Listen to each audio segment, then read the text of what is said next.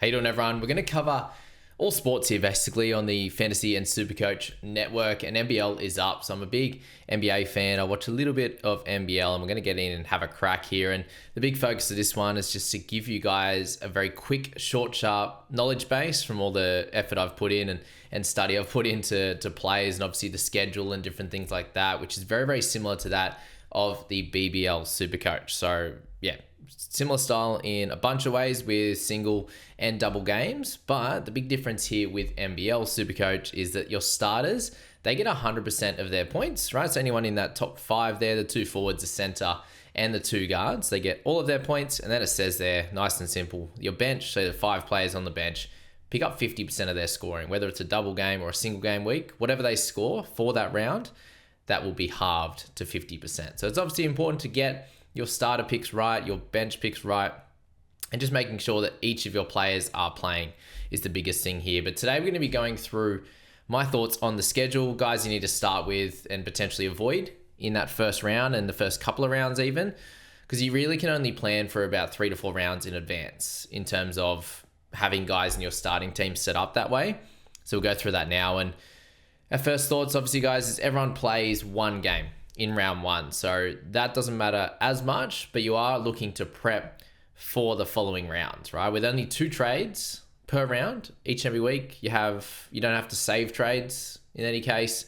What's actually funny is that if you don't happen to use the trade in that week, you just never get that back. So you can't bank it and use more later.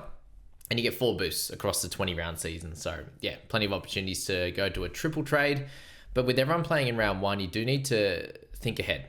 And Melbourne United have the best schedule across that first 3 rounds. So in round 2 and in round 3, they have a double, which is great. So having at least a couple of those Melbourne guys, potentially 3, I think is a good number. Although they're a bit of an awkward team in terms of guys having tremendous value. I think you're more buying them for the points that you're going to get. Apart from Jack White, I think you just need to have him in that forward slot at 232. Just lock him in and then make decisions with the rest of your guys there. So Melbourne, the best team to own. And then Illawarra, Southeast Melbourne, and also Sydney Kings. They're the other teams with doubles in round 2. So also really good guys to start with in your side so that you can have at least your 5 starters on the double in round 2. And if you don't have that, that's fine. You might have sort of 4 starters with double games in round 2, and then maybe sort of 3 or 4 of your bench or something like that. You might have a setup where they're obviously getting 50% of their scoring, but they're going to help you out with that double game as well. And you've got some superstar that doesn't actually play, like a Cotton or someone like that, which you'll see here at a tremendous price of 448, that doesn't play a double in round 2, but has a double in round 3. Can you hold him through that first couple of rounds? That's the big question there on that one. But those 3 teams should be in your side. At least sort of 3 or 4 across your 10 players should fill out from Illawarra, Southeast Melbourne, and Sydney. It's also good to have, I think, 1 to 2 Adelaide, Cairns, Perth, and Jack Jumpers, so the Tassie team players in your team. 1 to 2 of them in your starting team, as they have a round 3, at least a round 3 double, and some have a round 4 double. They're in that one in Adelaide and also Cairns. So yeah, good players to have just to round out things. Could be one of your guns in Adelaide, could be one of the gun Cairns players with a couple of guys out there. Do you start with Cotton? Do you start with like a Will Magnay and all these guys, which we'll get into in a different video, but a schedule today, and it's also the cheapies to consider, which are going to be under 140k. At this stage, it's going to be best to avoid New Zealand players because they have 2 buys in round 3 and 4, and very different to that of NRL Supercoach or Fantasy, and also BBL, is that all of your players in your team count for scoring, whereas you pick a certain number, whether it's 17 or whether it's whatever it is for BBL. I can't remember at this point. Been too long since we've gone through that, but best to avoid those guys because you won't get their scores, and it's going to be hard to trade them out when you've got other guys you probably want to be cycling through as well during that time. So yeah, best to avoid those guys. And then the Brisbane Bullets. So you likely only need to select really only cheapies, I think, / up to Tyrell Harrison at 237 due to their poor schedule. So they've only got, which you can have a look at, I think the Basketball Blokes, who are going to be doing content. They're on podcasts. They're also writing content for NBL Supercoach. They've put out a lovely schedule, so go find that, screenshot it, and that'll help you guys out there in that one. I don't want to put it on my screen because it's their stuff there, but yeah, I've done that and screenshotted it and using that for my study. But the bullets, guys, there's a few cheapies, and I think Harrison's really good at center as well, which we'll get to in another video. But we'll show through the cheapies here to consider that are under 140k, and it does start with Jackson McCoy in there, and there's a few cheaper guys from Cairns with Taron Armstrong, who's a tick under 200. He's going to be out for the first 2 rounds with an injury. There is an option for one of these guards to really step up, and McCoy could definitely do that. He played for South Sudan in the Olympics and started for them and did a good job. He had a pretty average blitz. He's very, very cheap though, so I understand you can use him to get other guys, but you do want your bench to still score fairly well / really make you money. Even if they don't have the best draw in terms of doubles, you want your bench and your cheapies to be able to make you money so that they can get up to that 150, 160, up to 200, and you can use them to cycle through cheapies with them, but also be able to upgrade to other 250, 300, 350k, all the way up into the 400k type of guys. So that's what you're looking for with your cheapies at the start of the season. Le Pepe at 69k with the Sydney Kings. The main problem with him is, there's a chance he gets sort of 10 minutes or so, but he's in a stacked team and system. He's definitely a punt, but with a good starting draw with a double in round 2 and round 4. Henschel, dual position in there with Perth. So last year he burned a lot of people, but does he finally get some rotation minutes? That's the big question, because he's got plenty of talent. That's the big worry with him is once bitten, twice shy. Is that gonna happen that way? There's a few guys like that. We'll talk about Lockie Ulbrich later on that it happened with him last year as well. Henschel seems to be a really popular guy, and someone who's in my side currently.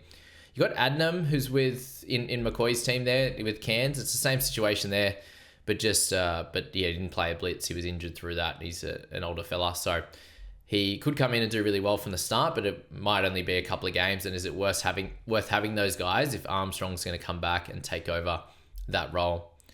Jonah Antonio in there as well, so he's an interesting fella to have there. Same team, same deal. Could potentially be an option, but do we want to take a punt on those guys when we're not sure how it's going to work out? Are they going to split minutes? Are they actually going to score well? There's a few question marks, but Antonio had a pretty solid blitz there. You have Rocco Zakarski, who's a young big man looking to go high in the NBA draft next year, which is awesome. He's only 18 years old. He played last year at 17. Pretty crazy there. There's likely to be a minutes increase. He's going to share time with Harrison, who we spoke about a little bit earlier, who is their gun center there. But Zakarski and anyone under 100k, guys, they don't have to score very much. If any of them can get somewhere close to 10 minutes, then they're going to be sweet. And just while we're here, guys, the thing you have to know if you are different, but you usually play NRL Supercoach or AFL Supercoach or anything like that, you don't get team lists during the week. You actually have to wait till about 45 minutes until the game time for the certain teams, which makes round 1 really difficult to lock things in because you are waiting for starting teams and are guys actually going to play and all these types of things. So that's the tough thing with a lot of these guys, but sticking strong with listening out to Twitter and following the teams and different notifications and stuff is going to be a big thing there. You got Sunday Detch there, 104.7k. He's a chance to start for Adelaide there.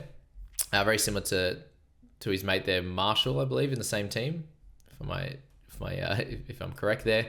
But Detch is a chance to start. It's a bit, I don't know. It doesn't feel great. I feel like you can get cheaper guys or a little bit more expensive and get a little bit better out of him. Nick Marshall there at 105k, definitely a potential option. He might be a bench guy and sort of have as an average starting draw, which kind of pushes people away from him as well. Hickey, 106k with Illawarra. So he has a big second half of last year and also the playoffs, and he had a cracking blitz. So at 106k, definitely has an opportunity now with new coach since he came in last year. Has given him plenty more time and trusts him as a guard off the bench there for him. Angus Glover, 110k for him. He has a really good first couple of rounds, obviously, with a double. He plays for Southeast Melbourne there. And really solid off the bench. He had a decent blitz as well. So he's a solid option. Is Hickey the better one, a little bit cheaper as well? I think that's where a lot of people are going. But if you went for Glover or both, would be completely fine. Al Manza with Perth there. He is a dual position as well, a young superstar. The question is, does he get enough minutes to make good money? And without a double until round 3, do you want to plug around with him at 115, or do you go for someone else at that price point? That's the question, but he's an absolute superstar and he had a really good blitz there. You got Aldrich, who we mentioned there, dual position. Didn't get the minutes last year. He had a huge off-season being the New Zealand NBL MVP, which was great, and he had an awesome blitz playing off the bench is what he's going to be now, even with Darius Days coming along, who we'll speak about in the next video there. Aldrich is still getting the minutes and he's still scoring really well, so he's a good option there. Tanner Krebs, 132.3k, really solid player, great start draw, so it could just be a plug and play for that one with a better draw than the guys that I'm about to speak to now at that 130 odd price. But how many minutes is he going to get is the question. Lat Mayen, 133.1k, a really solid chance to start as well, but he's an awkward price, and he actually scored -10 the other day in one of the blitz games, which is wild for Lat Mayen. And then Casey Prather, 139.2k. He had a really good season last year, and he really should be increasing his role this year. He scored great in the blitz, plenty of points himself off the bench, and which obviously works well for Supercoach. And just had that great time out there. So I think he's a really solid option with that dual position as well. The main problem with him is the schedule, and I think if he had a good schedule, a lot of Supercoaches will be going for Casey Prather. So just a really short and simple way to get all the information out to you guys. I'll keep this in written format and put it on Twitter or put it on somewhere, which will be great. I'm just going to do an update on my squad, just a quick one on kind of the guys to buy each week, just short, sharp videos, I think, on NBL Supercoach for anyone who's playing in my community, and hopefully can draw another bunch of you guys in there, which will be great. If you're new to my channel and my podcast there, that would be awesome. So thanks for being here, guys. I hope that helped you with under 140k guys and some of the schedule to look at, and then we'll get into the over 140k guys for our next video before I reveal my team coming into round 1 on Thursday night, which is the first game, which is going to be exciting, guys. Thanks for that. We'll see you in the next one.